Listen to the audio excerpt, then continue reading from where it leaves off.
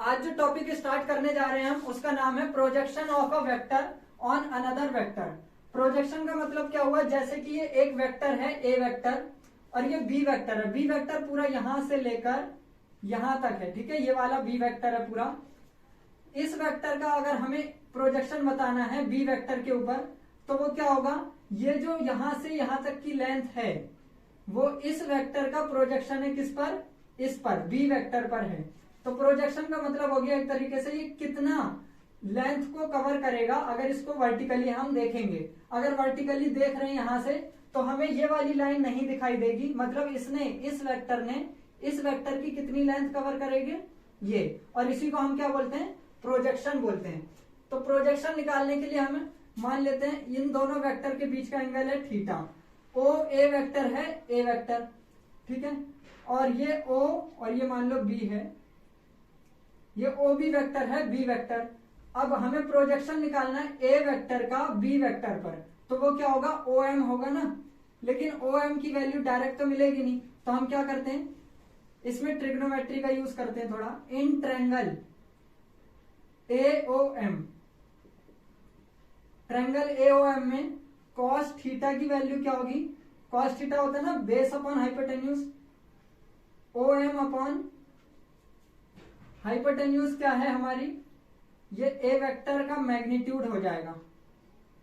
ए vector खाली नहीं लिखेंगे, ए वेक्टर तो वेक्टर क्वांटिटी होगी, इसमें हमें मैग्नीट्यूड चाहिए, लेंथ चाहिए ना, तो ये मैग्नीट्यूड आ जाएगा। कॉस थीटा की वैल्यू ट्रायंगल में, इस ट्रायंगल में क्या होगी, बेस अपॉन हाइपोटेन्यूज होती है, वो लिख दी। लेकिन हमें ये भी पता है अकॉर्डिंग टू डॉट प्रोडक्ट,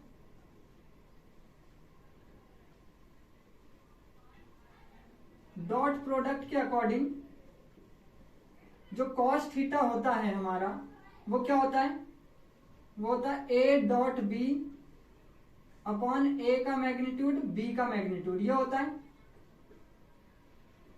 इसे फर्स्ट इक्वेशन, इसे सेकंड मान लें अगर देखो कॉस थीटा की वैल्यू ये है और कॉस थीटा की वैल्यू ये है। जब लेफ्ट साइड बराबर है तो राइट साइड भी दोनों की बराबर होंगी, तो ओ एम की वैल्यू क्या हो जाएगी, ओ एम बटे ए वेक्टर के मैग्नीट्यूड इज इक्वल टू किसके बराबर होगा, A dot B upon A का मैग्नीट्यूड बी का मैग्नीट्यूड। ये ए का मैग्नीट्यूड डिवाइड में दूसरी तरफ जाएगा तो मल्टीप्लाई हो जाएगा और मल्टीप्लाई से ये कट जाएगा, डायरेक्ट काट देते हैं। तो ओ एम की वैल्यू कितनी आ गई, A dot B upon B का मैग्नीट्यूड। इसी को हम बोलेंगे, अगर हमें प्रोजेक्शन निकालना हो तो ए का बी पर प्रोजेक्शन निकालना हो तो A dot B upon B का मैग्नीट्यूड होगा। इसको हम ऐसे भी लिख सकते हैं, ए डॉट बी का यूनिट वेक्टर, किसी भी वेक्टर को मैग्नीट्यूड से डिवाइड करेंगे यूनिट वेक्टर बन जाएगा। तो या तो इस तरीके से होगा या तो इस तरीके से, ठीक है। तो इसमें फॉर्मूला बन गया हमारा कि projection of A vector on B vector वो क्या होगा, A dot B upon B का मैग्नीट्यूड, या फिर इसको ऐसे भी ले सकते हैं ए डॉट बी का यूनिट वेक्टर। लेकिन अगर इसका उल्टा कर दें हम, projection of B vector on A vector, तो हमें क्या लिखना होगा, B dot A upon A का मैग्नीट्यूड ये आएगा, या फिर बी डॉट ए का यूनिट वेक्टर। तो बाद में जो लिखा है, ऑन के आगे जो लिखा है उसी के मैग्नीट्यूड से डिवाइड करना होता है। ऊपर तो डॉट प्रोडक्ट आएगा, ए डॉट बी निकालो या बी डॉट ए, दोनों की वैल्यू सेम आएगी, तो ऊपर से तो कोई चेंज नहीं होगा। लेकिन नीचे याद रखना, ऑन के आगे जो लिखा है डिवाइड में उसी का मैग्नीट्यूड आएगा। तो इस तरह से फॉर्मूले ये यूज करेंगे प्रोजेक्शन जब भी हमें निकालना हो। अब इससे रिलेटेड कुछ क्वेश्चंस भी देख लेते हैं। क्वेश्चन नंबर 36 है, find the projection of X axis on various axis. तो एक्स एक्सिस हमें पता है, एक्स एक्सिस को आई कैप से डिनोट करते हैं। तो अगर हमें प्रोजेक्शन निकालना हो, projection of X axis on x axis, X axis पर प्रोजेक्शन निकालना होगा तो क्या करेंगे, आई डॉट आई अपॉन में आई का मैग्नीट्यूड, ये कितना आ जाएगा, आई डॉट आई मतलब आई मैग्नीट्यूड का स्क्वायर अपॉन में आई का मैग्नीट्यूड, ये होगा 1 का स्क्वायर अपॉन 1, सॉल्व करने के बाद 1, तो ये 1 आ गया। प्रोजेक्शन ऑफ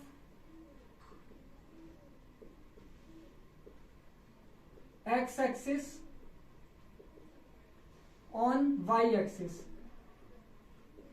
एक्स एक्सिस का मतलब आई कैप, वाई एक्सिस का मतलब जे कैप। तो हमें आई का प्रोजेक्शन ऑन जे पर निकालना है, तो आई डॉट जे अपॉन में जे का मैग्नीट्यूड। हमें पता आई और जे आपस में क्या होंगे, परपेंडिकुलर होंगे, तो इनका डॉट प्रोडक्ट कितना होगा 0 और जे का मैग्नीट्यूड 1, तो इसका आंसर हो गया 0। इसी तरह projection of X axis on Z axis, ये क्या होगा, आई डॉट के अपॉन के का मैग्नीट्यूड। आई डॉट के परपेंडिकुलर होते हैं इसलिए इसका डॉट प्रोडक्ट 0 और के का मैग्नीट्यूड 1, इसका आंसर भी हो गया 0। तो ये तीनों इसके आंसर हो गए। क्वेश्चन नंबर 37 है, इसमें दिया हुआ है if A vector equal to 2i plus 3j plus 4k and B vector equal to i plus j plus k, then find projection of a plus b vector on a minus b vector. इस vector का projection निकालना है हमें a plus b का a minus b पर। तो अगर a plus b का a माइनस b पर निकालना है तो हमें क्या करना होगा, पहले ये a वेक्टर और b वेक्टर की वैल्यू लिख ली, तो projection of a plus B vector on a minus B vector, ये कैसे मिलेगा, a plus B vector dot a minus B vector upon में इनका मैग्नीट्यूड, किसका मैग्नीट्यूड, a माइनस बी का मैग्नीट्यूड। तो हमें a प्लस बी की वैल्यू चाहिए, a माइनस बी की वैल्यू, फिर उनका डॉट प्रोडक्ट और इसी तरह इसका मैग्नीट्यूड। तो यहां पर निकाल लेते हैं पहले a plus B vector. a plus B vector क्या होगा, इन दोनों को ऐड करेंगे तो 3i 4j plus 5k। a minus B vector क्या आएगा, a माइनस बी वेक्टर आएगा i plus 2j plus 3k। दोनों वेक्टर आ गए, अब इनका डॉट प्रोडक्ट क्या होगा, a plus B dot a minus B. Dot product कर देंगे इसमें 3 4 दूनी 8 5 तिया 15, 15 8 23 और 3 26 आ गया। और a माइनस बी का मैग्नीट्यूड भी चाहिए, a माइनस बी का मैग्नीट्यूड भी निकाल लेते हैं। अंडर रूट 1 का स्क्वायर प्लस 2 का स्क्वायर प्लस 3 का स्क्वायर, यह आ गया 1 प्लस 4 प्लस 9 अंडर रूट 14 आ गया। अब सारी वैल्यूज रख देते हैं इधर पर। a plus B dot a minus B की वैल्यू कितनी है, 26 है। a माइनस बी का मैग्नीट्यूड कितना आया, अंडर रूट 14 आया। ये आंसर हो जाएगा, या फिर इसको रेशनलाइज करके भी आंसर लिख सकते हैं। रेशनलाइज करके कैसे, 26 upon under root 14 multiply root 14 divide by root 14, तो ये आ जाएगा 26 रूट 14 अपॉन में 14, 2 से 7 बार में, 2 से 13 बार में। तो या फिर ऐसे लिख दो 13 रूट 14 अपॉन 7, ये भी आंसर लिख सकते हैं और विदाउट रेशनलाइज भी आंसर लिख सकते हैं।